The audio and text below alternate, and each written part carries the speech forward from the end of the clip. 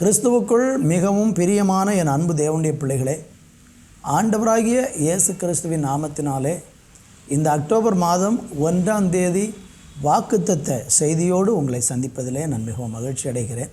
கடந்த ஒரு மாதம் முழுவதும் ஆண்டவர் நம்மளை குடும்பமாக, சபையாக, கண்மணி போல நம்முடைய தேசத்திலே அழகாக பாதுகாத்து வந்தார். அதற்கு நம் உள்ளத்தின் ஆழத்திலிருந்து தேவாதி தேவனுக்கு நன்றி செலுத்த கடமைப்பட்டிருக்கிறோம். இன்றைக்கு நம்ம தியானிக்கும்படியாக சங்கீதம் 107ஆம் சங்கீதம் 41வது வசனத்தை தியானித்து இந்த மாதத்தில் தேவன் நம்மோடு கூட என்ன வார்த்தைகளை கொடுக்க போகிறார் என்று நம்ம தியானிக்க போகிறோம். ஜெபத்தோடு கூட நீங்களும் இந்த செய்தியை கவனியுங்கள். கர்த்தர் உங்களை ஆசீர்வதிப்பார்.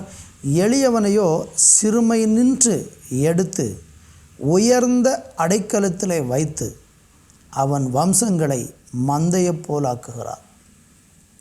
அருமையானவர்களே, வாசித்து கேட்ட இந்த வேத வசனத்தில் எளிமையானவர்கள் மேலே ஆண்டவர் எவ்வளவாக பிரியமாக இருக்கிறார் என்கிறதை இந்த வார்த்தை நமக்கு தெளிவாக சொல்லுகிறது.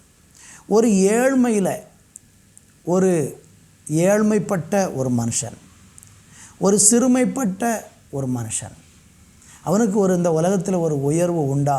இன்றைக்கி உலகத்தில் ஏழ்மையாக இருக்கிறவங்களையும் சிறுமையாக இருக்கிறவங்களையும் அற்பமாக எண்ணக்கூடிய ஒரு உலகத்தில் தான் நம்ம வாழ்ந்து கொண்டிருக்கிறோம். கஷ்டப்படுறவங்களையும் ஏழ்மையானவங்களையும் எளியவங்களையும் ரொம்ப அற்பமாக எண்ணி அவர்களை ஒரு பொருட்டாக கூட நினைக்காதவர்கள் ஏராளம் உண்டு. ஆனால் பைபிளை நம்ம படிக்கும் பொழுது ஆண்டவருடைய வார்த்தை நமக்கு என்ன சொல்கிறது என்றால், எங்கெல்லாம் ஏழ்மையாக, எளிமையாக, அல்லது யாருக்கும் பயனற்றவர்களாக, அல்லது கவனிக்கப்படாதவர்களாக, அல்லது பெயர் புகழோ எந்த ஒரு விதத்திலும் ஒரு சிறப்பான தன்மை இல்லாத நிலையில் இருந்த அநேகரை தேவன் உயர்த்தினதாக வேதம் நமக்கு சொல்கிறது. நீங்கள் சங்கீதத்தில் 113ஆம் சங்கீதம் 7வது வசனத்தில் நீங்கள் படித்து பார்த்தீங்கன்னா, சிறியவனை அவர் புழுதியிலிருந்தும் எளியவனை குப்பையிலிருந்தும் உயர்த்துகிறார், அவர்களை ராஜாக்களோடு கூட தேவன் அமர பண்ணுகிறார் என்று சொல்லுகிறதை பார்க்கிறோம். நீங்கள் வேதத்தில் 1 சாமுவேலின் புஸ்தகத்தில் 2ஆம் அதிகாரத்திலையும் அன்னாள் தனக்கு தேவன் கொடுத்த புத்திர பாக்கியத்தை குறித்து சந்தோஷப்பட்டு சொல்லும் பொழுதும் இந்த வசனத்தை கூறி தேவனை மகிமைப்படுத்துகிறதை நம்ம பார்க்க முடிகிறது. சிறியவனை தேவன் புழுதியிலிருந்து தூக்கி எடுப்பார். இன்றைக்கு நீங்கள் ஏதோ ஒரு விதத்தில் எளியவர்களாக, சிறுமைப்பட்டவர்களாக, சிறியவர்களாக நீங்கள் இருக்கிறீங்கன்னா, உங்களுடைய உயர்வுக்கான ஒரு வழியை இந்த மாதத்தில் கர்த்தர் நமக்கு கொடுக்கிறார். நீங்கள் எல்லாராலும் அற்பமாக எண்ணப்பட்ட சூழ்நிலை கவலைப்படாதீங்க. நீங்கள் செய்ய வேண்டியது ஒன்று இருக்கிறது. நீங்கள் இந்த ஏழ்மையிலிருந்தும் இந்த புழுதியிலிருந்தும் ஒரு உயர்வை காணணும்னா ஒரே ஒரு விஷயத்தை ரொம்ப ஆழமாக செஞ்சு பாருங்கள். அது என்ன தெரியுமா? கர்த்தரை நல்லா விசுவாசத்தோடு தேடி பாருங்கள். பாவ வழிகளெல்லாம் விட்டு மனம் திரும்பி இயேசு கிறிஸ்துவனுடைய பாதையில் நான் உறுதியாக பற்றி கொண்டு பின்பற்ற போகிறேன்னு சொல்லி ஒரு சாதாரணமான ஒரு கிறிஸ்தவ வாழ்க்கை இல்லை, ஒரு வைராக்கியமான வாழ்க்கை இயேசுவுக்காக நீங்கள் வாழ்வதற்கு தீர்மானிச்சிட்டிங்கன்னா, நான் உங்களுக்கு கேரண்டியாக சொல்கிறேன், தேவனாகிய கர்த்தர் உங்களை, எளியவனாக இருக்கிற உங்களை சிறுமை நின்று எடுத்து உயர்ந்த அடைக்கலத்தில் வச்சு வம்சங்களை மந்தையை போல பெருக பண்ணுவார். பைபிளில் அப்படி நிறைய பேரை குறித்து சொல்லப்பட்டிருக்கிறது. எஸ்தரின் புஸ்தகம் 8ஆம் அதிகாரம் 15லிருந்து 17 வரைக்கும் நீங்கள் படித்தீங்கன்னா, மொர்தெக்காய் என்கிற ஒரு மனுஷனை குறித்து பார்க்கும். நீங்கள் நேரம் எடுத்து அந்த வேத பகுதியை படித்து பாருங்கள். அந்த மொர்தெக்காய் என்கிற மனுஷன் ஒரு எளிமையான மனுஷன். சூசன் அரண்மனையில் அவன் ஒரு வாசலில் காவல் காக்கக்கூடிய, வாசலை காக்கக்கூடிய ஒரு மனுஷனாக அந்த மொர்தெக்காய் யாராலும் அறியப்படாதவனாக அவன் உண்டு, அவனுடைய வேலை உண்டு என்று அந்த வேலையை செய்து கொண்டிருந்தான். ஒரு நாள் என்ன நடந்தது என்றால், அங்கே ஆமான் என்கிற ஒரு மனுஷன் இருந்தான். அவன் அந்த ராஜாவுக்கு ரொம்ப அடுத்த ஒரு ஸ்தானத்தில் வைக்கப்பட்டிருந்தான், பிரதானியாக இருந்தான். அவனோடு ராஜா நிறைய காரியங்களை பேசுவார். ஆனால் ஒரு நாள் இந்த மொர்தெக்காய் அந்த அரண்மனையின் வாசலில் நிற்கும் பொழுது இந்த ஆமான் வருகிற வேளையில் அவனை வணங்காமல் அவனை மதித்தான், அவனை கனம் பண்ணினான். ஆனால் அவனுக்கு முன்பாக தாழ விழுந்து வணங்கவில்லை. எல்லாரும் என்ன செய்வாங்கன்னா, ஆமான் வரும்பொழுது எல்லாரும் அவனுக்கு முன்னால் மண்டியிடுவார்கள். இவன் அதை ஒரு வழக்கமாக வச்சு அதை ஒரு பெருமையாக நினைத்து கொண்டிருந்தான். ஆனால் இந்த மொர்தெக்காய் என்பவன் ஒரு யூதனாக இருந்ததுனால, இந்த ஆமான் என்கிறவன் ஒரு அமலேக்கியனாக இருந்ததுனால இவன் அவனை வணங்காமல் அவனுக்கு மதிப்பு கொடுத்து வந்தான். ஆனால் அது அவனை ரொம்ப மனதை பாதித்தது. என்ன செய்தான், எப்படியாகிலும் இந்த மொர்தெக்காயை கொல்லணும் அப்படின்னு சொல்லி அவன் திட்டமிட்டு அவனுக்காக ஒரு தூக்கு மரத்தையும் உண்டாக்கி ராஜாவினிடத்தில் போய் அவனையும் அவனுடைய இனத்தாரை முழுவதையும், யூத இனத்தை முழுவதையும் அழித்து போடணும்னு அவன் திட்டம் பண்ணினதை வேதத்தில் பார்க்கிறோம். ஒரு எளிய மனுஷன், அவன் யாருக்கும் எந்த தீமையும் செஞ்சதில்லை. அவன் உண்டு, அவனுடைய வேலை உண்டுன்னு இருந்தான். ஆனால் இந்த ஆணவம் கொண்ட கொலைவெறி உடைய இந்த ஆமானுக்கு அவன் அடிபணியாமல் இருந்ததுனால அவனை கொல்றதுக்கு தீர்மானித்தான். நான் வாசித்துக்க பார்க்க சொன்ன அந்த வேத பகுதியில் படித்து பாருங்கள். ஆமானுக்கு வரவேண்டிய ஒரு உயர்வு இப்போ இந்த மொர்தெக்காய்க்கு கிடைத்தது. எளிமையான ஒரு மனுஷன். ஒரு நாள் காவல் காத்து கொண்டு இருக்கும் பொழுது 2 பேர் ராஜாவை எப்படியாகிலும் கொல்ல வேண்டும் என்று ஒரு சதியான திட்டத்தை தீட்டிக் கொண்டிருந்தார்கள். அந்த திட்டத்தை இவன் அறிந்து உடனே அதை எஸ்தர் மூலமாக ராஜாவுக்கு தெரிவித்து அந்த 2 பேரையும் உடனே பிடிச்சு கொண்டுட்டாங்க.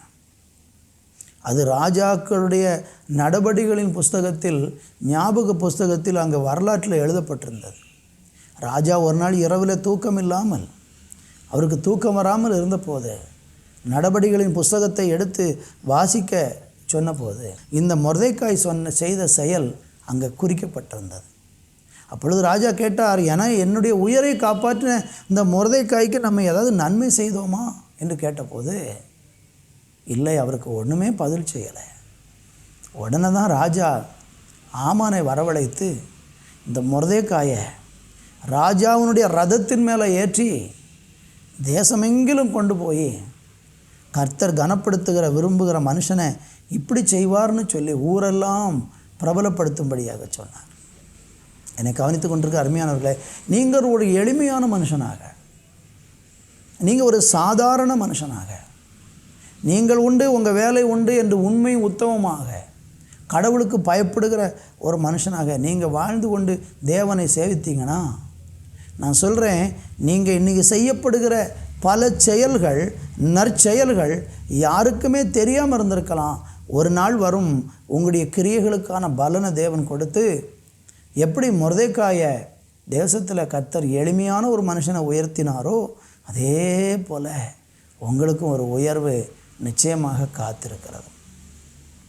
ஆதியாகம புஸ்தகத்தில் 23ஆம் அதிகாரம் 5-7 வரை படித்து பாருங்கள். ஏத்தின் புத்திரர்கள் ஆபிரகாமினிடத்தில் வந்து சொல்கிறாங்க, நீர் மகா பிரபு என்று சொல்லி அவனை கனம் பண்ணுகிறதையும் மரியாதை செலுத்துகிறதையும் அந்த பகுதியில் வாசிக்க முடிகிறது. என்னை கவனிக்கிற அருமையானவர்களே, இந்த ஆபிரகாம் என்கிற மனுஷன் யார்? ஒரு ஏழ்மையான மனுஷன். அவனுக்கு திருமணமானது, மனைவி இருந்தாள், ஆனால் குழந்தை பாக்கியம் என்பதே இல்லை. ரொம்ப வருஷ காலமாக இவன் குழந்தை பாக்கியம் இல்லாமல் கிட்டத்தட்ட பல ஆண்டுகள், 75 வயது வரைக்கும் குழந்தை பாக்கியம் இல்லாமல் ஒரு பட்டுப்போன மரமாக, ஒரு எதிர்கால சந்ததியே இல்லாத ஒரு மனுஷனாக அவன் வாழ்ந்து கொண்டிருந்தானே. அவன் ஒரு நாள் தேவனை பின்பற்ற தீர்மானித்தான். கர்த்தரை நான் பின்பற்றுவேன்னு சொல்லி கர்த்தருடைய குரலை கேட்டு அவன் புறப்பட்டான். தன்னுடைய தகப்பனுடைய தேசமாகிய அந்த மெசொப்பொத்தேமியாவில் இருந்து அவன் ஆண்டவருடைய சத்தத்தை கேட்டு கானான் ஊருக்கு வந்தான். அந்த தேவனுடைய சத்தத்துக்கு அவன் கீழ்ப்படிஞ்சு வந்ததுனால அந்த ஏழ்மையாக பட்டுப்போன மரமாக இருந்த, அது குழந்தை பாக்கியம் இல்லாமல் இருந்து அடுத்து ஒரு எதிர்கால சந்ததிக்கு வாய்ப்பே இல்லை என்று சொல்லக்கூடிய அளவுக்கு வயது முதிர்ந்த காலத்தில் ஒரு மகனை கொடுத்து அவனை ஆசீர்வதித்து இன்றைக்கி அவனை ஆண்டவர் மகா பிரபு என்று சொல்லுகிற அளவுக்கு கனம் பண்ணி உயர்த்தினார். நான் சொன்னேன் அல்லவா, எளியவனை சிறுமை நின்று எடுத்து உயர்ந்த அடைக்கலத்தில் வைத்து அவன் வம்சத்தை மந்தையை போல் ஆக்குவாராம். இந்த ஆபிரகாமுக்கு அது நடந்தது. மந்தையை போல் ஆக்கினார். இன்றைக்கு இருக்கிற யூத மக்கள் அந்த ஆபிரகாமின் வழியாக வந்தவர்கள். வார்த்தையை கவனித்து கொண்டிருக்கிற அருமையானவர்களே, உலகத்தில் இன்றைக்கு இருக்கக்கூடிய இஸ்லாமிய மக்கள் இந்த ஆபிரகாமின் வழியாக வந்தவர்கள். 2 இனத்திற்கு அவன் தகப்பனாக மாறும்படிக்கு கர்த்தர் அவனை உயர்த்தினார். புழுதியிலிருந்து உயர்ந்த அடைக்கலத்தில் வைத்து வம்சத்தை மந்தையை போல் ஆக்குவேன்னு சொன்னாரே, நீங்களும் ஒருவேளை பட்ட மரம் போல் இருக்கலாம். திருமணமாகி குழந்தை பாக்கியம் இல்லை, வேதனையோடு வாழலாம். ஐயோ நாம் பட்ட மரம்னு எல்லாரும் சொல்கிறாங்க. தேவனை விசுவாசித்து பாருங்கள், தேவனை நம்பி பாருங்கள். நீங்கள் பட்ட மரம் என்று சொன்ன இடத்தில் தேவன் உங்களை துளிர்விட பண்ணுவார். நீங்கள் கீழே வேர் பற்றி மேலே கனி கொடுப்பீர்கள். விசுவாசிக்கிறீங்களா? இந்த அக்டோபர் மாதத்தில் தேவனை உறுதியாக பிடிச்சு பாருங்கள். உங்களையும் கர்த்தர் ஒரு மகா பிரபுவை போல அருமையாக நடத்துவார், அருமையாக நடத்துவார். ரூத்தின் சரித்திரம் 4ஆம் அதிகாரம் 14 - 17 வரைக்கும் நீங்கள் படித்து பார்த்தீங்கன்னா, நகோமி என்கிற ஒரு பெண், எளிமையும் ஏழ்மையுமாய் இருந்த ஒரு பெண், கர்த்தராகிய தேவன் அந்த நகோமியை ஆசீர்வதிக்கிறார், உயர்த்துகிறார். அவளுடைய வாழ்க்கையில் எல்லாமே இழந்து போன ஒரு சூழ்நிலையில் அவளுக்கு ஆண்டவர் மறுவாழ்வு கொடுக்கிறதை பார்க்கிறோம். 4ஆம் அதிகாரத்திலே 14வது வசனம் இப்படி சொல்லுகிறது: அப்பொழுது ஸ்திரீகள் நகோமியை பார்த்து, சுதந்திரவாளி அற்று போகாதபடி இன்று உனக்கு தயை செய்த கர்த்தருக்கு ஸ்தோத்திரம், அவன் பேர் இஸ்ரவேலே பிரபலமாக கடவுள். சுதந்திரவாளி அற்று போகாதபடிக்கு அவளுக்கு ஆண்டவர் ஒரு மறுவாழ்வை கொடுக்கிறார். நமக்கு தெரியும், இந்த நகோமி என்கிறவள் இந்த பெத்லகேம் தேசத்தில் பஞ்சம் வந்தபோது மோபாபு தேசத்தில் போய் அவளுடைய கணவனும் 2 பிள்ளைகளுமா போகிறாங்க. அங்கே போனோடனே ஃபஸ்ட்டு கணவன் மரிக்கிறார், அப்புறம் 2 பிள்ளைகளும் மரிக்கிறாங்க. 2 பிள்ளைகளுக்கும் அந்த மோபாபிய ஸ்திரீகளாகிய 2 பெண்களை திருமணம் பண்ணியிருந்தாங்க. பிள்ளைகளும் மரித்து போனவுடனே 3 விதவைகள் ஒரு வீட்டில், பட்டுப்போன ஒரு மரம், ஏழ்மையும் சிறுமையும் அடைந்த ஒரு மகள், புழுதியிலே இருக்கிற நிலைக்கு தள்ளப்பட்ட ஒரு மகள். தேவன் அவளை திரும்பவும் பெத்லகேமுக்கு கொண்டு வந்தார். அங்கே போவாஸ் என்கிற ஒரு மனுஷனுடைய வயலில் நகோமியினுடைய மருமகளாகிய ரூத் என்கிறவள் போய் கதிர் பிறக்க போகும் பொழுது அவனை சந்திக்கவும், அவன் இந்த ரூத்தை திருமணம் பண்ணி சுதந்திரவாளி அற்றுப்போன இந்த நகோமிக்கு சுதந்திரம் கிடைத்தது. அன்பு தேவனுடைய பிள்ளைகளே, வாழ்க்கை எல்லாம் முடிந்து போனது அப்படின்னு நீங்கள் நினச்சிருந்தாலும் கர்த்தராகிய தேவன் உங்களை மறுபடியும் உயர்த்த முடியும். நகோமிக்கு வாழ்வு கொடுத்தார் அல்லவா? ஆபிரகாம் பட்டு மரம் போல் இருந்தவனை உயர்த்தினார் அல்லவா? மொர்தெக்காயை கர்த்தர் ராஜாக்களோடு கூட அமர பண்ணினார் அல்லவா? உங்களுக்கும் செய்வார். யோபு 8ஆம் அதிகாரம் 7வது வசனத்தில் பார்க்கும் பொழுது, துவக்கம் அற்பமானதாக இருக்கும், ஆனால் முடிவு சம்பூரணமாக மாறும். உங்கள் ஆரம்பம் ரொம்ப அற்பமாகத்தான் இருக்கலாம், எல்லாமே அற்பமாகத்தான் தெரியும் உங்களுக்கு, கவலைப்படாதீங்க. இன்றைக்கி நீங்கள் அற்பமாய் எண்ணப்பட்டு மற்றவர்களால் அற்பமாய் பார்க்கப்பட்ட ஒரு சூழ்நிலையில் வாழ்ந்தாலும் கலங்க வேண்டாம். தேவன் அற்பமாய் எண்ணின உங்களை அநேகருக்கு ஆசீர்வாதமாக மாற்றுவார். யோபுவினுடைய அற்பமான ஒரு வாழ்க்கையை தேவன் சம்பூரணமடைய பண்ணினார். 42ஆம் அதிகாரம் 12, 13 படிச்சிங்கன்னா, யோபுவுக்கு ஆண்டவர் இரட்டத்தனையாக நன்மைகளை ஆண்டவர் கொடுத்தார். சகரியாவின் புஸ்தகத்தில் 4:10 படித்து பாருங்கள். அற்பமான ஆரம்பத்தை யார் அசட்டை பண்ணுவார்கள்? உங்களுடைய துவக்கம் ஒரு ஏழ்மையாக இருக்கலாம், நீங்கள் ஒரு எளிய வாழ்க்கை வாழ்ந்து கொண்டு இருக்கலாம். கர்த்தராகிய தேவன் அதில் உங்களை உயர்த்த அவர் போதுமானவராக இருக்கிறார். அருமையான தேவனுடைய பிள்ளைகளை, உங்கள் வாழ்க்கையில் இன்றைக்கி ஆண்டவரை உறுதியாக பற்றி கொண்டு அவரை சேவிக்க நீங்கள் தீர்மானம் எடுத்தீங்கன்னா ஒரு கனமான ஒரு மேன்மையான வாழ்க்கையை ஆண்டவர் உங்களுக்கு வச்சிருக்கிறார். நீங்கள் மத்தேயு எழுதின சுவிசேஷத்திலே 13ஆம் அதிகாரத்திலே 31, 32 வசனங்களை வாசிக்கும்போது அங்கே வேதம் சொல்லுகிறது, வேறொரு உபமை அவர்களுக்கு சொன்னார். பரலோக ராஜ்யம் கடுகு விதைக்கு ஒப்பாக இருக்கிறது. அதை ஒரு மனுஷன் எடுத்து தன் நிலத்தில் விதைத்தான்.